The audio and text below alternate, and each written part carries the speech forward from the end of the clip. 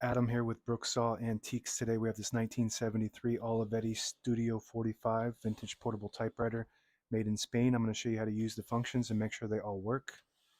So this was the last line of the golden age of Olivetti, and this is probably one of my favorite models. It's much bigger than the Latera 32 and 22. Basically the same mechanics, but maybe smoother operation altogether, bigger and sturdier. Up top is the adjustable paper guide. This helps you guide the page in straight. I'm going to line that up with the edge of the platen, which is the main roller that feeds the paper. This is your left margin. I'm going to set that on 0, and the right margin, I'm going to set that on about 70. And this is the paper support arm that flips up from the back.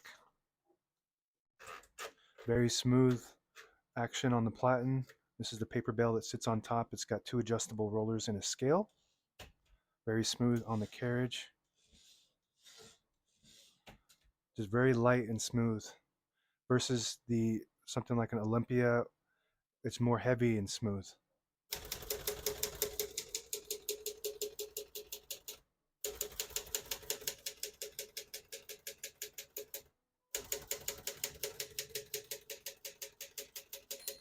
Once you hear the bell, you're at the end of the margin. Hit this line space, gets you back to the beginning, and skips 1, 2, or 3. Right now we have it on single, but if you want double, just flip that switch forward. It skips 2. 1 more, it skips 3. Very light on everything. Very light and smooth on everything. Like the line space, the platen, the keys.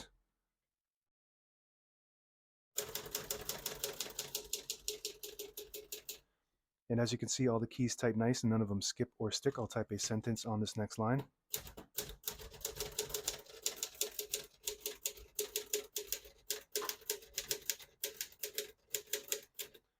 Oops. Beautiful typing machine. One of my favorites. I would say it's one of the best of all time. And they're pretty rare. I think this is the first one I've ever had. So I messed up on that last dog, but that's okay. That's how typewriters work. When you make a mistake, it's permanent. To pull the page out easy, there's a switch on the right side here. You flip it forward and it unlocks the rollers underneath the platen, allowing you to pull the page out easy or load thicker paper like carbon copy or cardstock. Make sure you flip that back before you load the next page or else it won't load correctly. I'm going to flip this down for now. Got a shift on each side and a shift lock on the left. To clear that, just hit the shift button again. Everything is so light, you barely have to hit the keys for them to print. It's not as light as the 32 is, the Olivetti Latera 32. A little bit heavier than that, which is better, I think, because I don't know, when it's too light, you just make so many mistakes. Very unforgiving. This one's a little bit more forgiving. Color selector on the right side here. When you have it on top, it prints the top portion of the ribbon. In the middle, it prints no ink at all. This leaves a stencil for copying purposes. When you have it all the way down, it prints the bottom portion of the ribbon, which if you have a black and red, the red would be on the bottom. This has a solid black ribbon on right now, so you can actually double use the black ink. But we're going to keep that up top. And the vibrator just doesn't go up as high, so it prints the top portion of the ribbon. Tab on the right side. This has a tab on the keyboard, just like the Latera 22 and 32. Very smooth. Can't get smoother than that. Smooth and light.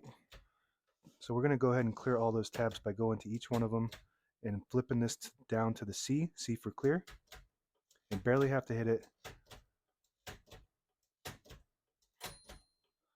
Now we don't have any tab set, so it goes all the way to the end. I always like to set one in the middle so that way when you hit the tab button, it doesn't go slamming all the way to the end, causing wear and tear on your typewriter.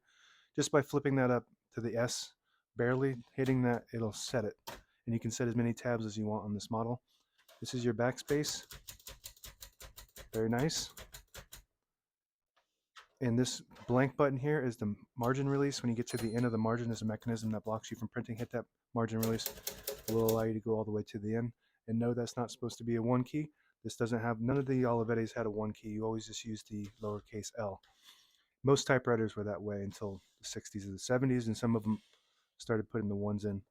So let's pop the top off from the front like this, because there's hooks in the back. And this is really sturdy, hard plastic. It's not that cheap stuff that breaks. All the brand new ribbons loaded on the left, so it's pulling to the right. And if you want to switch the direction, behind either of the spools is a ribbon guide, and you just flip it in the opposite direction. It'll start pulling counterclockwise to the left. Flip it again, goes to the right, and that's the direction we want it to go. This is your touch control. A lot of people might not notice this.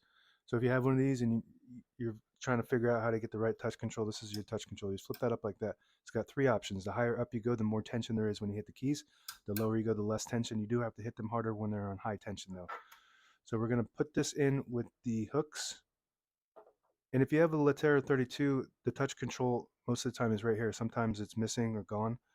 Some of them didn't have it, I guess. Maybe that's the 31 didn't have it. Anyway, that's where your touch control is on your Olivetti Latera 32. So we're going to put the hooks in first and then just pop it down like that. And those prongs just go into place. On the right side of the carriage is the carriage lock. So you flip that down with, right on the inside, this little lever here. And when you move the carriage to the middle, it'll lock in the middle to protect the escapement, which is the mechanism that allows the carriage to move one space at a time. Lift it up to unlock it. Very smooth.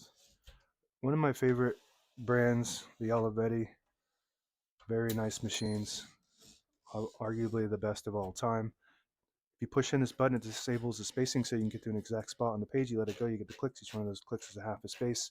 Same concept with this lever. This is the line space indicator. If you put it all the way back to the 0, it disables the spacing.